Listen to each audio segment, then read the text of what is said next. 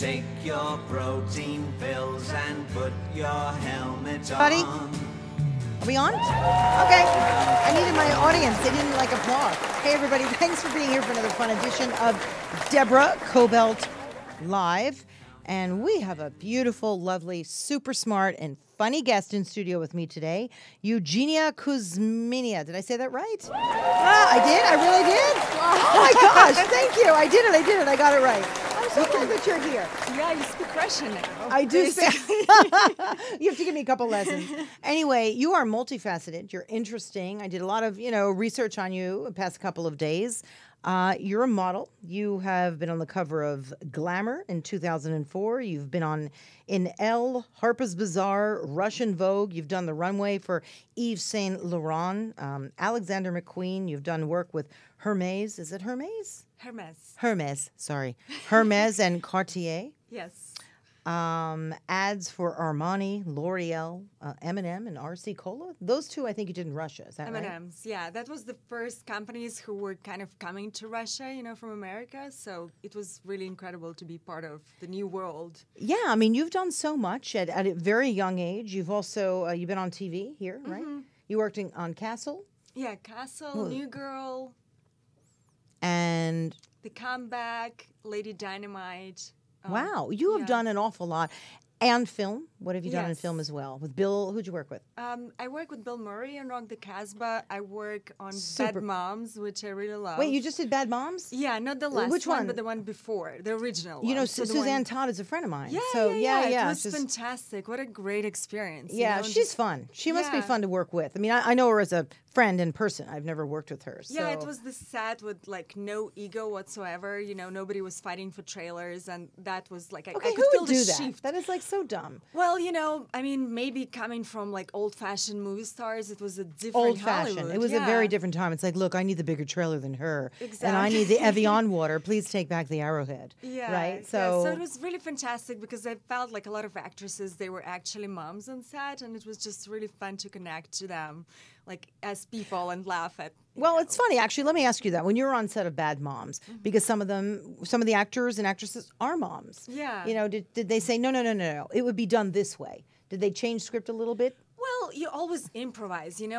We have amazing directors and writers, and if it's a collaborative process to make a movie. So if you're open, if you have a great communication with your director, I think the best moments come from improvisation.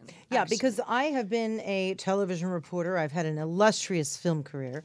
In Nightmare on Elm Street 7. Go ahead, look me up. Okay. But I remember when I was on set with Wes Craven, I would say, no. A reporter would never say that. And he would cross it out and say, okay, then tell me how he would do it. Swear to God, he was very nice to work with. I actually gave him a little bit of opinion, and he took it. So I was just wondering. It's important to know where you stand, but also, know why you're doing. Yeah, and as you say, if you are a reporter, you know exactly what's truthful. I think good directors are always looking for the truth. I was kind of surprised he listened to me, but having said that, however, and you do comedy, and we have a sketch. I want to play that in a little bit. But one of the main reasons why you're here today is your incredible, beautiful calendar called Beauty, and I don't know if we could see that.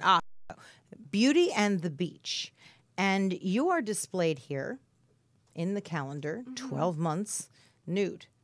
And a lot of people are like, oh my gosh, in today's day and age, why did you do a nude calendar? By the way, I have to say, in 2 months, it's sold out on Amazon. So if you're looking to get this for a Christmas gift, you better hurry up because they're going to put it back on Amazon soon too, right? Yeah. Yeah. I did this calendar with a great photographer, Antoine Verglas, who is, been working for a long time with actors and, first ladies. He's an incredible lensman. So I trusted, a really talented artist. But I didn't do this calendar just, to showcase my nudity. For me, there's a bigger message behind that. Because we were talking with Antoine, and with everything that's happening, in the news, with all the disasters and tsunamis, and I feel it's really heightened this year. I felt, what can we bring back, and what can we give back with our talent? You always want to do something that means something for somebody.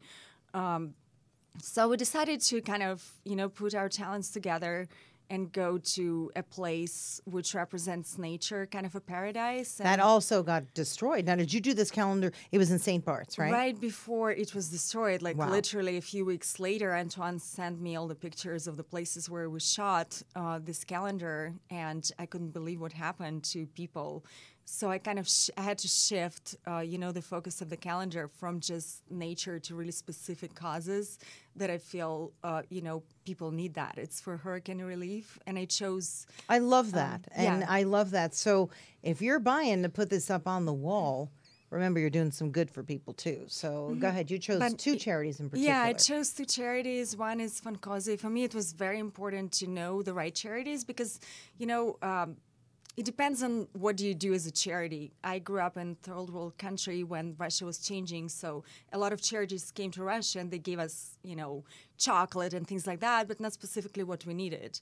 So for me, that's interesting. Because I'll tell you, when we went to Africa, people said, bring candy. I said, they don't need any more candy. They're going to end up with dental problems. So we brought little pads and little, things to write with. We tried to bring them something that they could use. Exactly. Such a great perspective. So you're like, go ahead. I want to hear more about that. Yeah, so, I always look at charities from that perspective. And these two charities, I know directly people, Adrian Paul, who has Peace Fund. We work in a few charities together. The Peace Fund. Yeah, the Peace Fund. He always supports underfunded charities. And he's very specific where the money goes. So I like that, because there are a lot of small causes. And he puts his focus on educating people in those countries so they can, build something by themselves rather than just giving them. I looked into the Peace Fund because, again, I knew you were for my own research when I found out that you were supporting it. And they provide critical care, especially for kids. Yeah, exactly. When something horrifying happens, they go in and they're there, boots on the ground. So they do terrific work. And I know that they provided books, right? Didn't they? For they do books. Kids in Houston. Mm-hmm. Yeah. Yeah, they do books, they build wells, they kind of use all tools. They have their radio show where I came on and we discussed, what are the best tools that you can do to support people in that country. So it's a really, I feel well-researched organization. And then Fonkozy is a friend of mine, an actress who, her friend, they're supporting Haiti. And what I liked about this organization, they're really small, and they donate 100% of their profits to the charity just because they're really connected to that. Part of the family, I think, comes from there.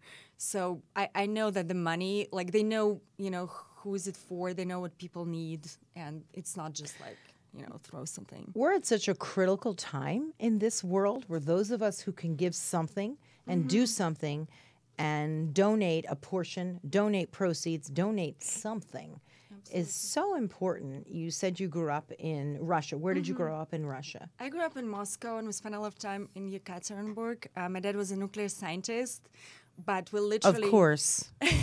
Yes, that's why I became a bombshell. Go for it. Admit it, girl.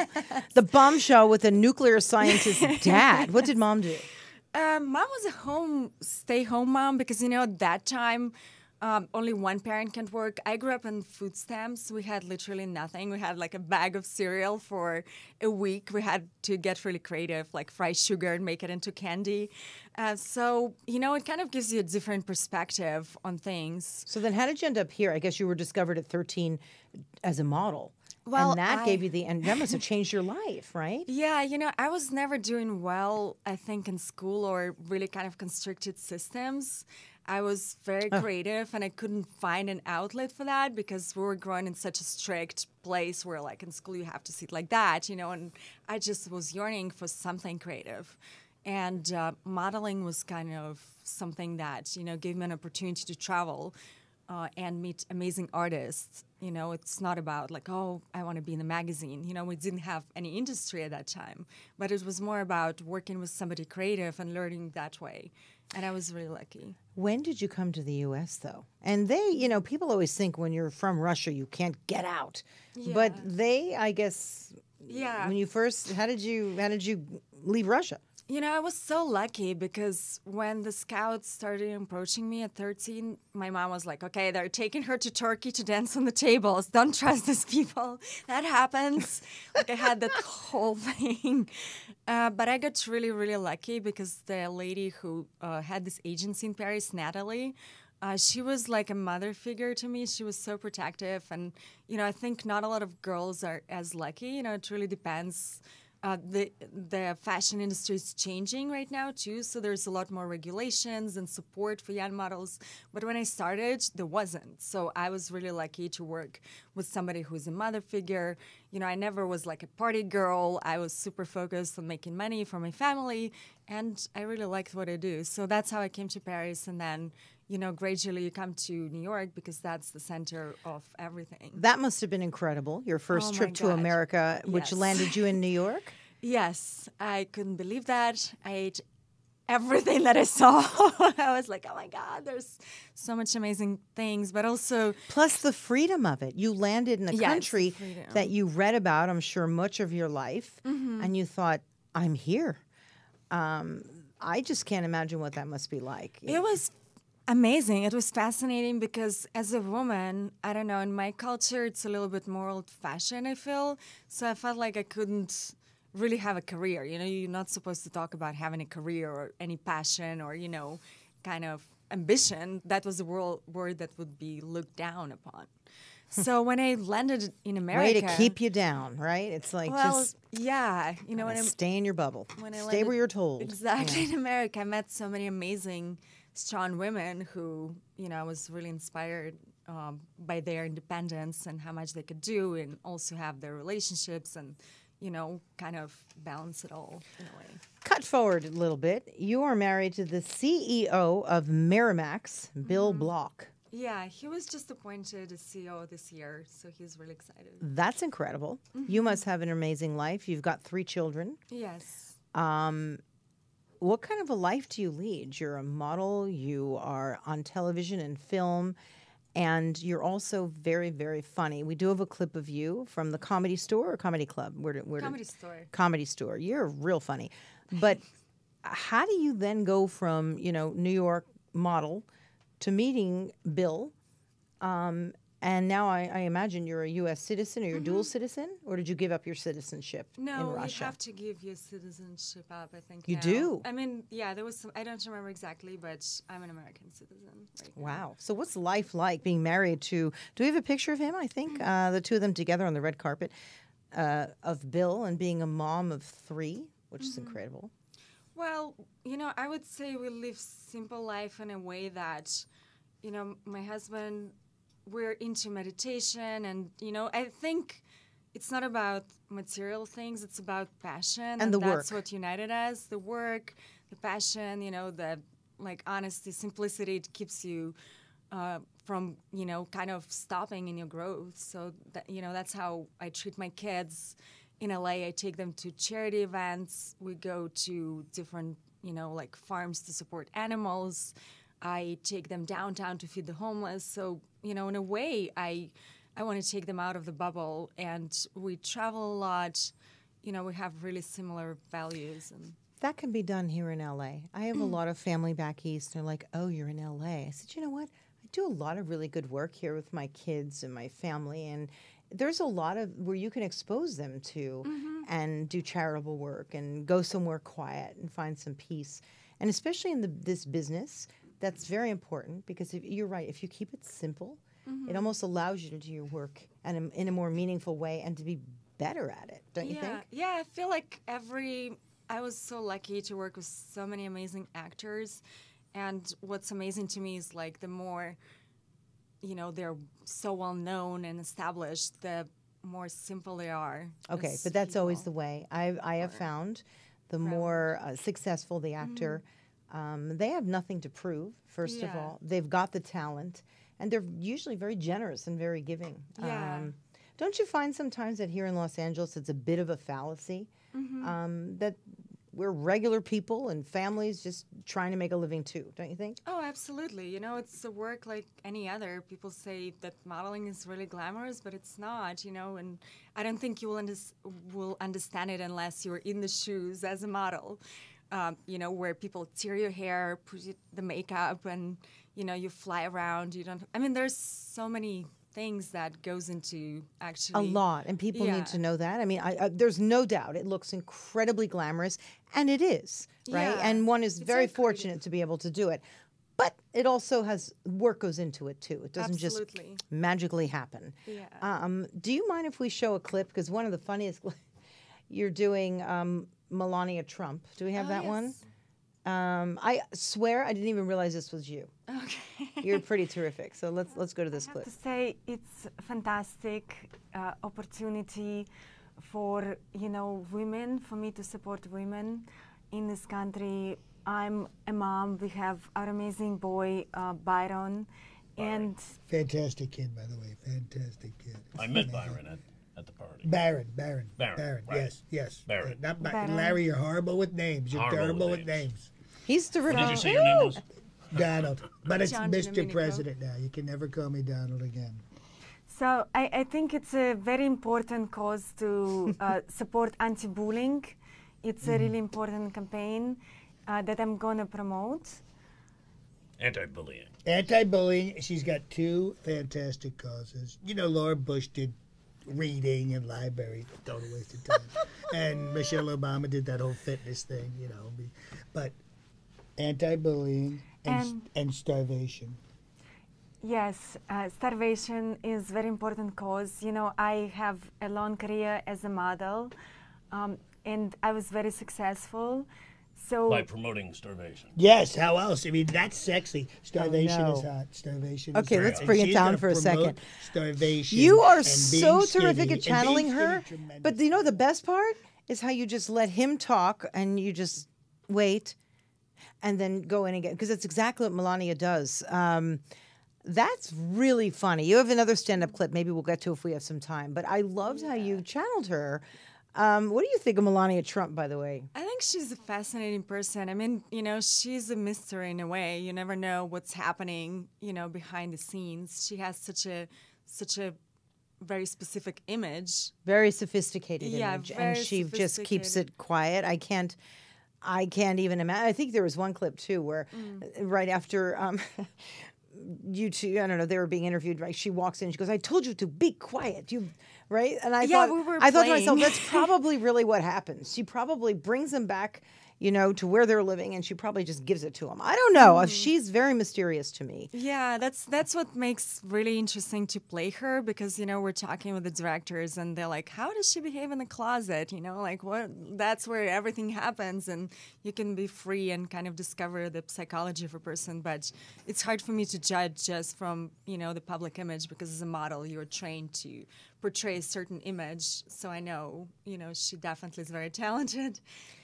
I absolutely. And this is still a different world for her because she wasn't born here either. Yeah. And to suddenly be the first lady, could you even imagine that? Yeah, I mean, she's definitely very ambitious and smart because She really wouldn't is, and get for- there, but Thanks. Because for anyone who says she's not smart, I said, no, you're wrong. She's a Yeah. very smart woman. And by the way, smart is, there's so many different kinds of smarts. Are we talking, in school, reading a book?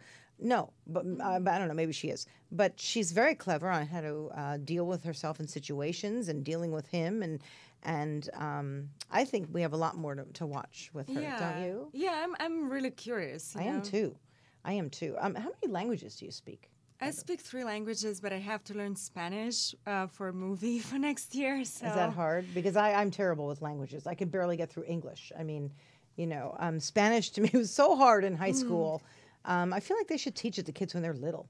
Yeah, you definitely are more receptive as a child, but it's fascinating because you really can, I love the way Spanish people speak. It's a generalization, but, there's it's a romance different kind language. That's why. Yeah, you can What's the other really language feel you that. speak? Russian, obviously. French. French. That's Yeah, a I had to romance learn. language. That's Yeah, beautiful. It's very romantic. My language. family spoke Italian, but they didn't teach it to me because when they came here, everyone was like, no, you're American now. Only speak English. So they just didn't speak to me. So I didn't grow up learning Italian, but I would hear them when they were in an argument. They would be speaking Italian and yelling usually in Italian. So I know some curse words, but other than It's in your DNA. it's in the DNA. But so what's next for you? I mean, this calendar is incredible, and people can find it on Amazon, right? Mm-hmm. Beauty and the Beach. Mm-hmm. And it is truly beautiful. Oh, and your birthday's coming up. You're born on Christmas Day. I know. What a lucky birthday. Everybody's celebrating. Because mine is December 22nd for anyone who wants to send some nice gifts. But and everybody's like, oh my God, you're close to Christmas. And I said, I love that. I love that too. Because generally your family's probably all together. My kids are starting to get a little older, and I'm just grateful that around Christmas time we're all together. Exactly. It's a perfect birthday. Plus you share it with someone who's very well known, right? Yeah. What are you going to be doing? Any special plans for the birthday? We like to travel on Christmas Day. Actually, it's kind of like our tradition because there's literally nobody in the airport. So we're going to Hawaii. Yeah, we're going to Hawaii just because it's really close, and my husband had such a busy year, kind of a crazy year. So I think we just need to take a few days off and, kind of spend with the kids. I love traveling around Christmas because you're right. For the most part, everyone's home and doing what they're doing. Sometimes we'll leave town early the next morning while everyone's still sleeping. Yeah. We would have done our thing on Christmas. I love Christmas. Get up early and get out of town. Well, you said your husband's busy. What do you think about all that's happened with now today? What Matt Lauer was deposed. You heard about that? Yeah, of course. And all these people, Weinstein, who used to work with Miramax, where your husband is. Well, I hope it's gonna be a big change in in women position in the business, and I hope it's gonna be positive. I hope maybe it's gonna stop a little bit with hysteria, because it seems like everybody's just into that, and where's the borderline? Okay, I can't touch you anymore. You know what I mean? But I think it's very important to have dignity and integrity no matter what you do, no matter if you're a man or a woman.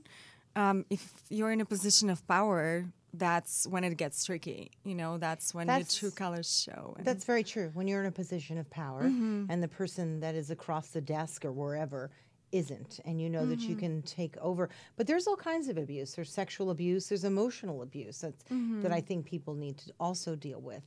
Going to work and being in a workplace and you're sort of emotionally tricked into also feeling very passive, and that you have to give in to what the other person wants. But, I think it's important as a society to discuss it and kind of bring the issues, on the surface. So after you can see what, what's the next change. For me, it's always what's the next thing? What can we take positive out of it? I think they need to I think it's got to get to the point where people are almost too scared to do anything, where they go, oh no, I can't do anything that is off color, because then my career could be at stake and I could ruin my life. Well, but I think more regulations, definitely more rules. And what I like in fashion business, when something started happening, now there are, contracts that protect models from, starvation, so to speak, or any kind of issues. So I think it's important to have that kind of regulations that are in place for respect and integrity. What do you say to people who say, why a nude calendar? Why now? Why nude? I would explain that. I think, first of all, coming from Europe, I think people have a very different understanding of a body. It doesn't specifically being associated with sexuality, a nude body is something natural. It's how you're born. So natural. It's so beautiful, especially when you have a photographer who's taking really tasteful pictures. And it really depends on the body language. As a model, it's like a dancer. You can, kind of project something. So for me, it was, if we would put fashion or accessories into this calendar, it would be about fashion, but it was all about, nature. And being part of nature, it's something bigger than we are. So that's what we were trying to portray, and I hope anybody who buys it will see that. It's beautiful. I mean, the pictures are really beautiful, and you are surrounded by nature, and it just feels like you're one with. Exactly. That's what we were trying to portray. It's all about the rocks or the sunlight, beautiful. And it kind of highlights that. Then hey, look at me. Yeah, so it's not like message. that at all. It's actually really beautiful. And I think it's very empowering, for women to be who they are, because for so many years you'll be being labeled oh, if you do that, you're that. If you do that, you're that. I think, you can do whatever you want as long as your message is very clear and you have the right intention. And yours is, and your intention is to help people with it too. So Yeah. it's fascinating to talk to you. I'm really glad that you came in and we got to know each other a little bit. Yeah, you Thank you. too. Any parting words? How can people find you? Any work coming up that we can look forward to seeing you in? Yeah, I have a film with Todd Strauss-Schulzen, who's a really talented young director, and it's called Isn't It Romantic? I just have an appearance in this movie, but it was fun to work with Rebel Wilson and Oh, Chris great. Hemsworth, so it's super funny. It's not romantic, but, maybe a little bit. And then, come to the Comedy Store. It's super fun to share stories with people, and I always like to. She is hilarious. You can look her up on YouTube too. You can see Yeah. some of your work on YouTube. I was watching quite a bit of it. You have great timing. Oh, thank you know, and timing is everything in comedy. You just sort of is. know when to put it there. So Yeah. so that would be fun too. And of course the calendar. Yeah. Okay, great. So Thank yeah, you so happy much for holidays. being Thank here. you so much, Deborah. Thank you so much. And it was a fun show. I enjoyed this so much. I'm looking forward to my calendar coming out. Yes, you sure do. I know, I'd be happy to. Anyway, we'll talk about that next. Thanks for being here, and we will see you next time. Thanks for being here for Deborah Kobylt Live. Bye-bye.